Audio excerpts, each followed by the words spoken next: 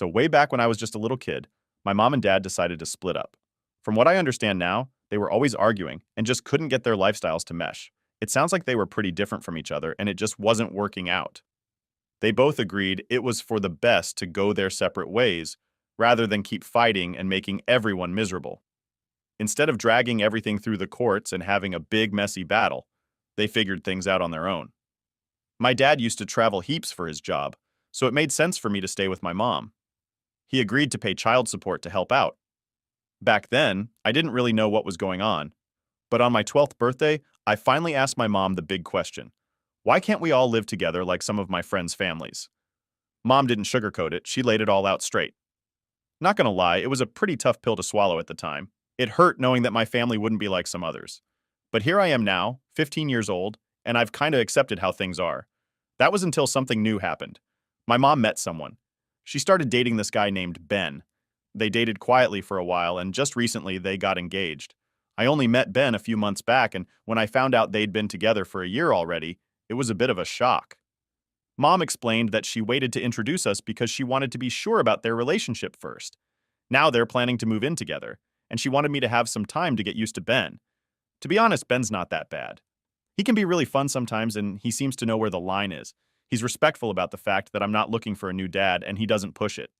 He's cool about keeping things chill between us, which I appreciate. But then, there's his son Jake, who's about my age.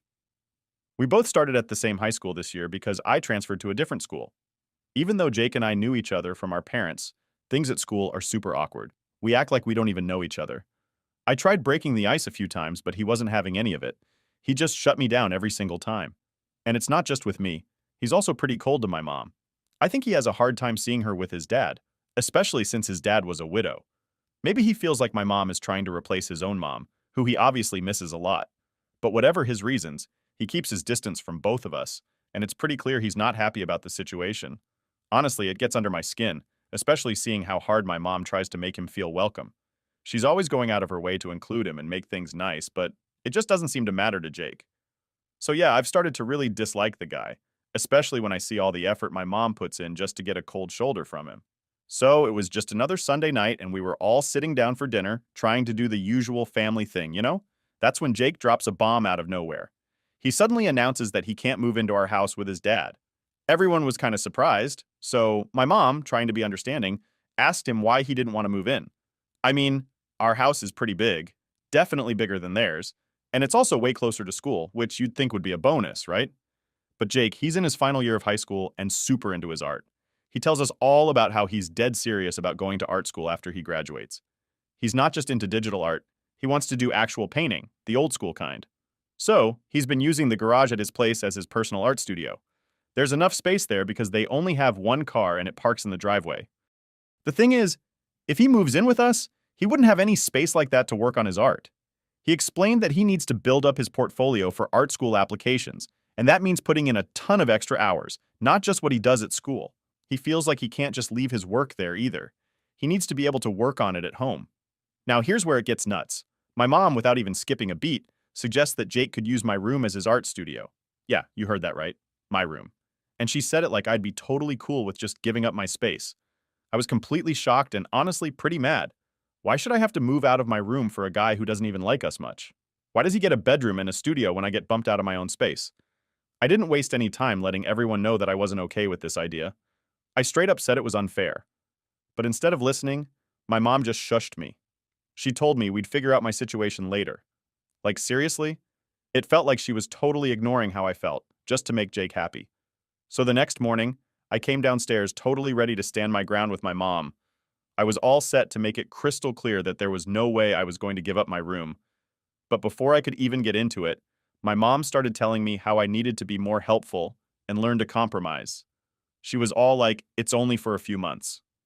She kept going, explaining that Jake would be heading off to college in about 8 to 9 months, and then everything would go back to normal. Her big solution was for me to move into her private office. She even said she'd put a bed in there for me, and that I could think of the living room and the kitchen as extensions of my own room. I was just standing there, completely floored. How could my own mom think it's okay to have me sleep in her office? And then to just casually suggest that the rest of the house could somehow make up for losing my personal space. I felt like she was totally dismissing my feelings. Here I was, about to be displaced from my room, and she was acting like it was no big deal, all for a guy who hasn't shown us a shred of respect. I wasn't about to let this slide. No way was I going to sit back and watch my life get turned upside down for an entire year. Especially not for someone who doesn't even appreciate what we're doing for him. That's when I decided I needed to loop in my dad. Even though he and my mom aren't together anymore, he still pays child support and always wants to make sure I'm taken care of. I was pretty sure he'd back me up. I gave my dad a call and laid it all out for him. I told him everything, from my mom wanting to kick me out of my room to make space for Jake, to her plan to shove me into her office like it was some kind of easy fix. My dad was really supportive, just like I knew he would be. He listened to the whole story, and by the end of it, he was just as upset as I was. He promised me right there on the phone that I didn't have to worry about a thing. He said he'd have a talk with my mom and help her see how unfair this whole plan was. I felt a lot better after talking to him. It was reassuring to know that he was on my side and ready to step in. It's tough feeling like you're being pushed aside in your own home, but having my dad ready to help fight this battle made a huge difference. Now I just had to wait and see how their conversation would go, hoping that my dad could get through to her and I could keep my room. A few days after I talked to my dad, I had just gotten back from school when I walked into a total storm at home. My mom was there waiting for me, and the moment she saw me, she just lost it. As soon as I stepped in the door, she started going off on me. She was really mad and started yelling about how I had gone behind her back to snitch to my dad. She said I made it sound like I was being abused or something, which wasn't her intention at all. According to her, she's always made sure I had everything I needed, and this was just one time when she needed me to adapt to a new situation for her sake. But from her point of view, I had totally betrayed her. She was furious because my dad had apparently called her up and threatened to take legal action to make sure I was taken care of properly, including having my own room. The whole thing just blew up way bigger than I thought it would, and my mom's reaction was super intense. She felt like I had turned a simple family matter into a huge deal. I was so freaked out by how angry she was and the way she was shouting that I didn't even say anything back. I just turned around, ran to my room, and started crying. It's been rough, and I've been holed up in my room ever since. I don't hate my mom. I mean, she's my mom. But what she said really hurt. It felt like she didn't see how much this was affecting me. It seems like she's trying really hard to make sure Jake, her stepson, feels welcome and liked, maybe even at the cost of how I feel. I feel like I'm being dragged into the middle of her trying to please everyone else. Now I'm sitting here, feeling all mixed up about what's right and what's wrong. I feel guilty for causing trouble, but also upset because I'm being asked to give up so much. It's a mess, and I'm just really confused and sad about the whole thing. I know my mom is trying to do what she thinks is best, but it feels like she's not really seeing how all of this is dumping on me. I'm caught in the middle, trying to figure out how to handle feeling like I'm not as important as making Jake happy. It's just a lot to deal with, and I'm not sure what to do next. Am I the a-hole? Update 1. So, let me tell you what's been going down these past few weeks. Last time we talked, I was kind of freaking out because my mom had decided that her stepson Jake could use my room as his art studio. Yeah, the room where I've lived practically my whole life suddenly wasn't mine anymore. After I told you guys about it, things got even tougher. My mom's words really hit me hard. She wanted me to just deal with it and help out by making space for Jake. I felt so down about not being able to make her happy, I just decided to go along with it. I thought maybe if I showed her I could handle it, things might get better, but honestly, it's been really rough. So here's the setup now. I've been moved out of my room and into my mom's office. That's where I keep my clothes now, like it's some kind of makeshift wardrobe. The kitchen table has become my new study spot, and I sleep on the sofa in the living room. It's not exactly the comfiest bed, and I miss having my own space big time. The whole house feels different, and not in a good way. I absolutely hate living like this. And to top it off, Jake, who totally acts like he owns the place, isn't making things any easier. He walks around like he's the king or something, and it just makes my blood boil. The other day, I bought myself some ice cream, just trying to find a little comfort, you know? And then Jake went and ate all of it. It might sound silly, but that was the last straw for me. Feeling super upset, I called my dad to vent. I just needed someone to talk to, someone who would understand. I ended up crying over the phone, telling him everything that's been going on. He sounded really upset too, hearing about all the stuff I was dealing with. He promised me right then that he was going to take care of everything. I wasn't sure what he meant by that, but I definitely didn't expect what happened next. The following day, out of nowhere, a CPS, Child Protective Services worker, showed up at our house. He started asking me a bunch of questions right there outside our home. My mom was really cautious and didn't let him inside since he didn't have a warrant or anything. But she did let him talk to me. After he left, my mom was fuming. She demanded to know who called CPS. I figured it must have been my dad looking out for me, so I told her that. Now things are super tense at home. My mom took away my phone and told me I'm not allowed to talk to anyone about what's happening. She's really mad, and I'm kind of scared about what's going to happen next. I haven't been able to call my dad or anyone else since she took my phone. Right now, I'm actually using my school's computer to write this because it's the only way I can reach out. I'm really stuck and not sure what to do. I'm just hoping things will calm down soon, but right now, I'm just trying to get through each day. Update 2. So, about that whole CPS situation I mentioned last time, it's only gotten more intense. The CPS worker actually came back, and this time he had a warrant to check out the house properly. And there was another surprise. My dad showed up with them. He looked really serious, and when we had a moment to talk, he told me something huge. He said that he was going to legally adopt me so I could live with him. I was totally shocked. I mean, all I want Ben was for him to help sort things out with my mom, not turn our lives into a complete drama show. But now, things are spiraling way out of what I had imagined. The thing is, moving in with my dad isn't as simple as it sounds. He still travels a lot for his job, which means I'd often be at his house by myself. And yeah, I'm old enough to stay alone for a few nights, but it's not just about that. His place is really far from my school, and I just kicked off my sophomore year. There's no way I could just switch schools in the middle of the year. That would mess things up even more. Switching schools would be a nightmare. Everyone's already formed their groups and cliques, and I'd be the new kid, which basically paints a giant target on your back for being left out or picked on. Plus, I might not even get into the classes I want. I could end up stuck with whatever subjects are left, the ones that nobody else wants to take. So, yeah, moving with my dad? Absolutely not a good idea. I tried explaining all this to my dad. I told him straight up that he can't just pull me out of my life like that. I insist, Ben, that I was managing fine, even if it wasn't ideal living out of the office and the living room. But he seemed trapped by the whole situation. He said that once CPS gets involved like this, it's not really up to him anymore. He has to follow through, or it could look bad for both of us. Now I'm stuck praying that CPS doesn't decide to just haul me away from my home. I'm caught in this tug of war between what my dad thinks is rescuing me and the life I'm actually living, which, while not perfect, is still my life. It's crazy stressful, and I feel like no matter what I say, things are moving forward without my control. So, that's where I'm at now. Trying to voice my thoughts in this whole mess, hoping someone will listen and understand that I don't need to be rescued, just support Ben. I'm just crossing my fingers and hoping for the best while preparing for whatever comes next. Update 3. All right, so finally there's a bit of good news to share amid all the chaos that's been going on. The whole deal with CPS? Well, they didn't find any actual reason to believe I was being abused, which is a huge relief. Plus, my mom let me move back into my old room, which honestly feels like a victory at this point. So here's what went down. The folks over at CPS were trying to make a case that I wasn't living in a stable environment, emotionally speaking. They were saying that the quick changes in my mom's life, like her getting serious with Ben so fast, were throwing me off balance and making things hard for me. But my mom managed to clear the air. She had to go through a psych evaluation, and it actually helped her win the case against the claims.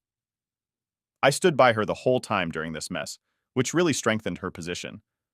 I also had a serious chat with my dad.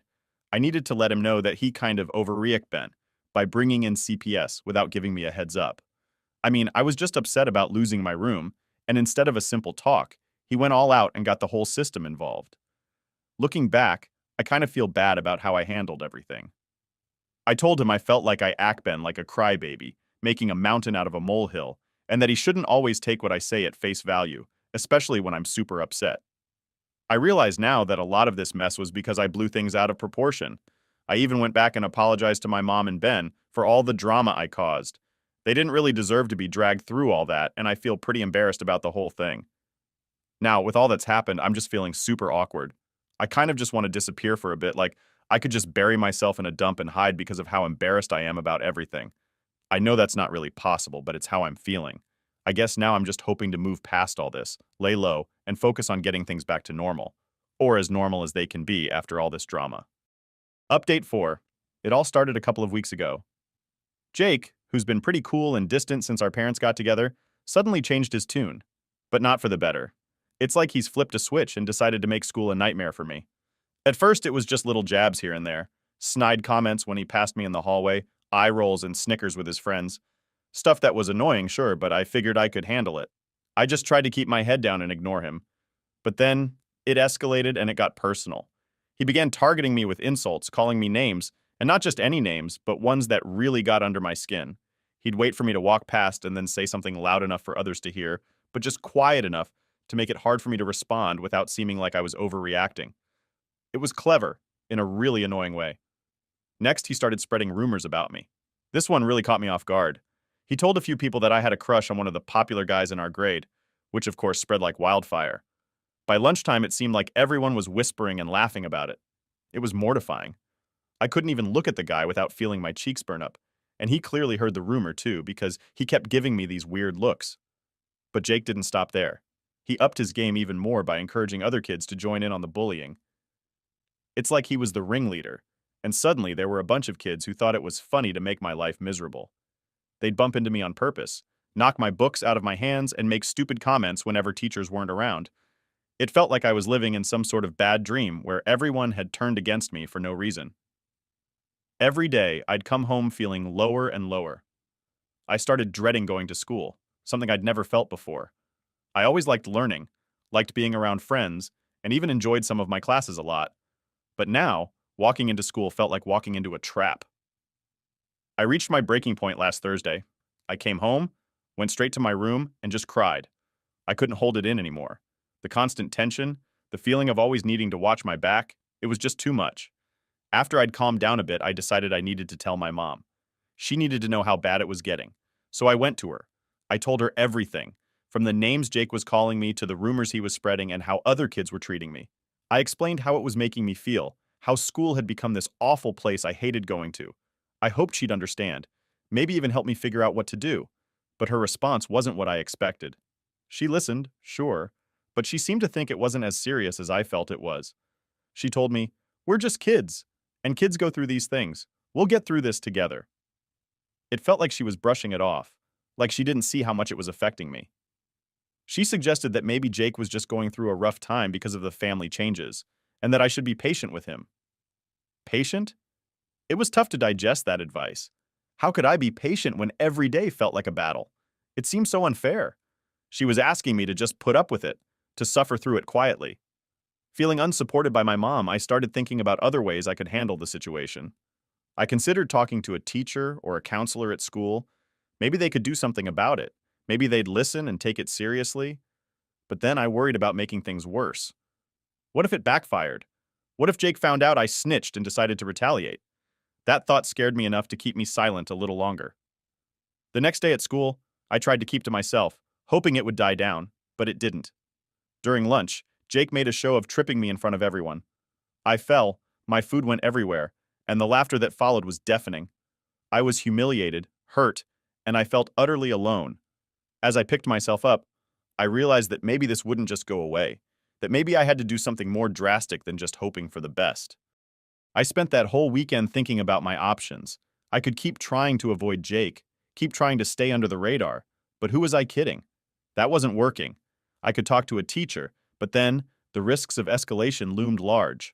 Or I could try talking to Jake directly, try to figure out why he was doing this, but the thought of confronting him was daunting. By Monday, I hadn't made a decision.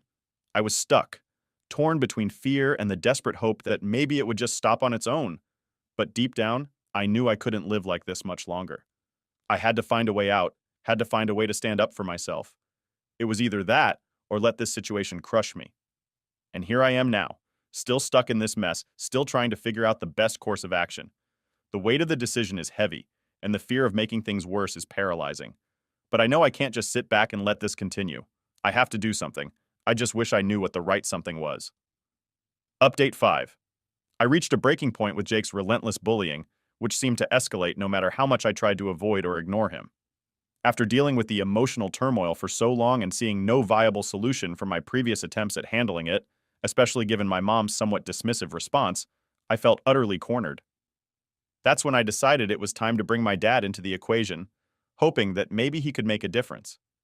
I remember picking up my phone, my hands literally shaking as I dialed my dad's number. I wasn't just nervous about telling him. I was anxious about admitting how powerless I felt. When he answered, I spilled everything.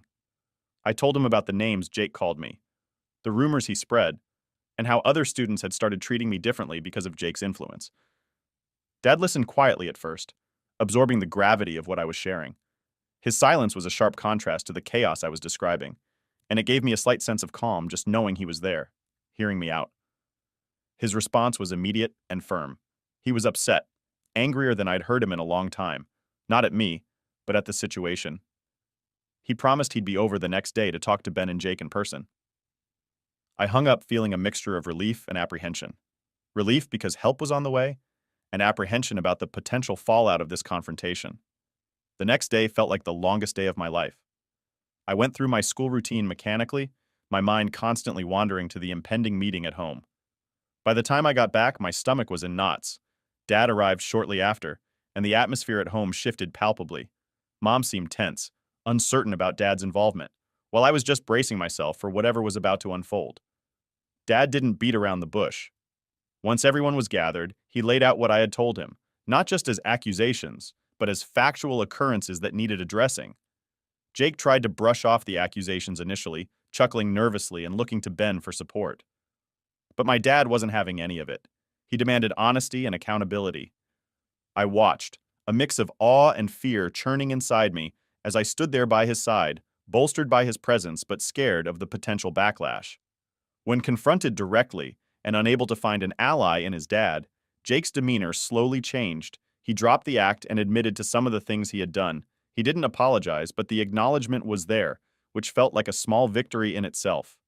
Ben, who had been quiet, finally spoke up. He assured my dad that he would handle the situation and make sure it wouldn't continue. He seemed sincere, but there was a part of me that doubted whether words would translate into action. After they left, Mom confronted me. She was visibly upset, not just about the bullying, but about me bringing Dad into what she considered a family issue that we could handle internally. She felt like I had undermined her by escalating the situation. I tried to explain my perspective, that I felt unsupported and desperate, but it didn't seem to fully resonate with her. The conversation ended with a heavy silence, leaving a rift between us that pained me deeply. Despite the awkwardness at home, the next few days at school showed a noticeable change. Jake kept his distance. The rumors stopped circulating, and the overt bullying ceased. It was as if Dad's intervention had pressed a reset button on Jake's behavior, or at least put him on pause.